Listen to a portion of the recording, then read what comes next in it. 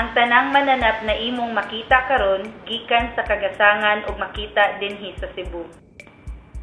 Ang Kagasangan wala lang naghatag og pagkaon. Ang kadagatan nagdapit pod sa mga turista ug divers gikan sa ubang mga nasod.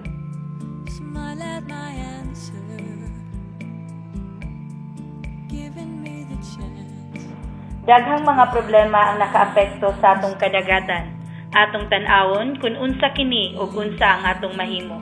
Gikahadlukan na maguba sa hingpit ang atong kagasangan. Busa karon, kinahanglan kini ipreserbar. Ang pagtubo sa kagasangan mulungtad ngadto sa gatusan ka tuig. Ang pagkuha og isda pinaagi sa pagdinamita nakaguba sa kagasangan sa hamubo na panahon. Patay na mga isda ug ubang mananap ang makita sa gipabuthan na kagasangan. Pamilion lang sama sa mga nagdinamita ang ilang kuhaon sa dagat. Daghan ang nausi. Kahibalo ka ba na ang dagat gipanag-iya natong tanan? Walay na nag-iya niini na individual.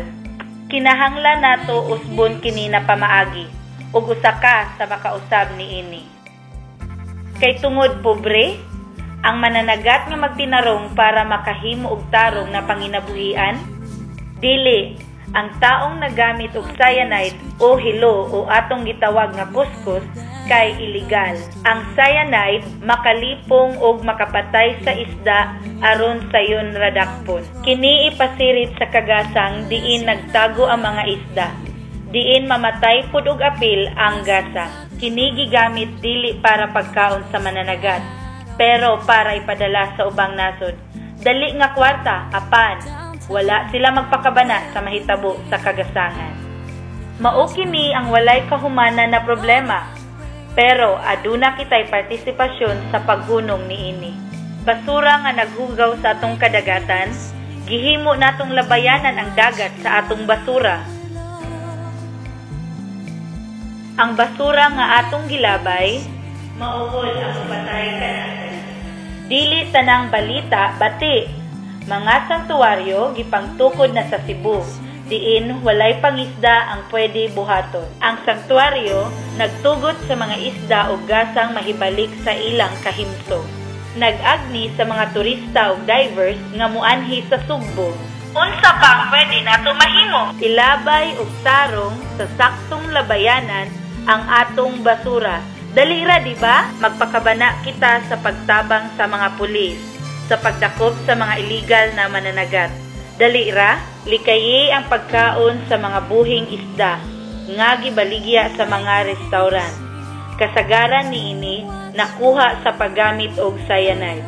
Ganahan mo mukaon og cyanide? Suportahi ang pagtukod sa mga sanktuaryo. Usa sa mga paagi mao ang pagkat-on mahitungod sa dagat ug pagkat-on nga malipay ka sa dagat. Pagkat-on sa paglangoy, makalingaw kini ug makatabang pagsalbar og kinabuhi. Barato ra ang pag-snorkel ug makakita ka sa mga isda kung asa sila nagpuyo. Ang kadagatan sa Pilipinas, usa ka espesyal na lugar na kinahanglan protektahan. Atong buhaton ang pwede nato mabuhat sa pagproteher niini.